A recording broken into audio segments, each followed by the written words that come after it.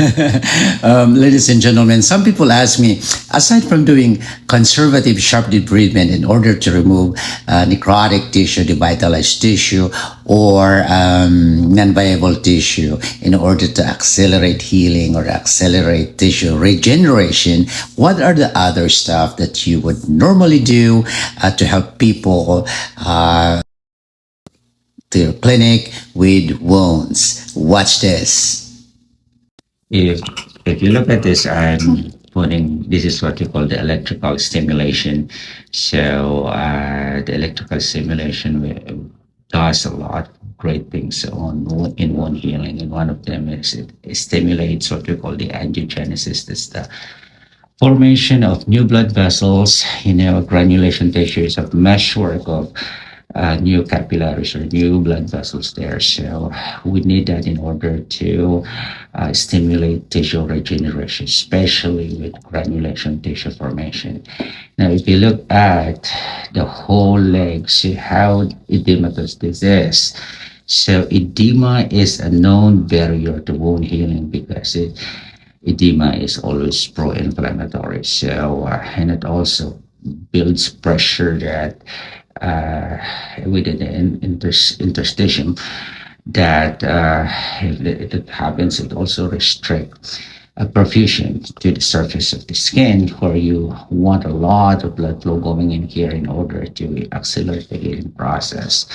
So therefore, one of the ways to treat a wound is to not only look at the wound itself, but look at the whole leg. So we need to manage this swelling or the edema. If you also look at this, how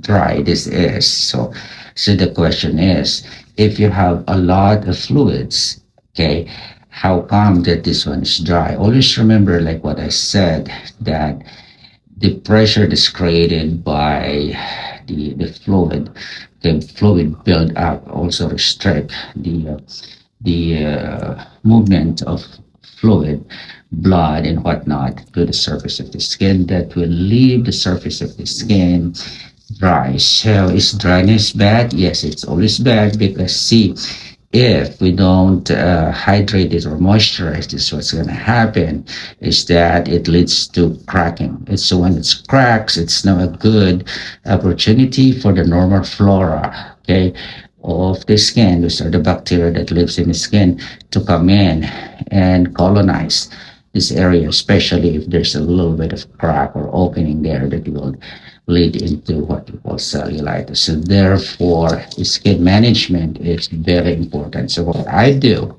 okay, uh, by the way, I don't usually put lotion when I do my MLD. MLD is the manual lymphatic drainage stimulation, or also known as in layman, we call it manual lymphatic massage. Okay, so what I'm gonna do right now is I don't wanna show you the proximal part of his leg because to preserve patient's privacy.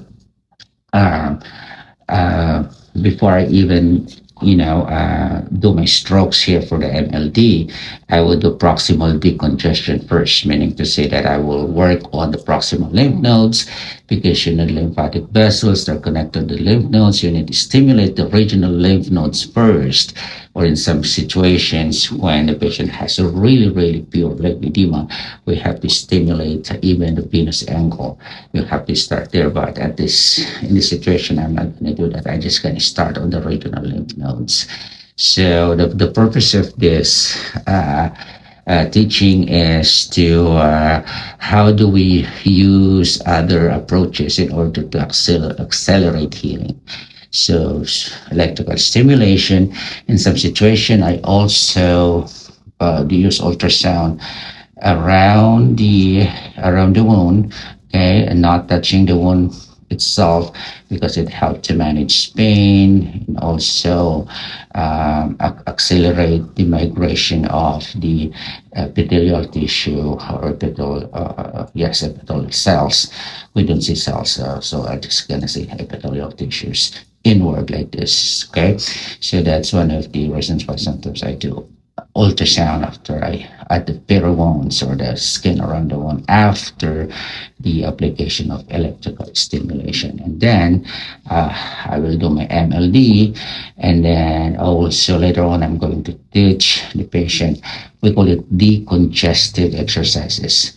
Always remember that the lymphatics, okay, they one of the ways for the lymphatics to work is through the pumping action or the active muscular contraction.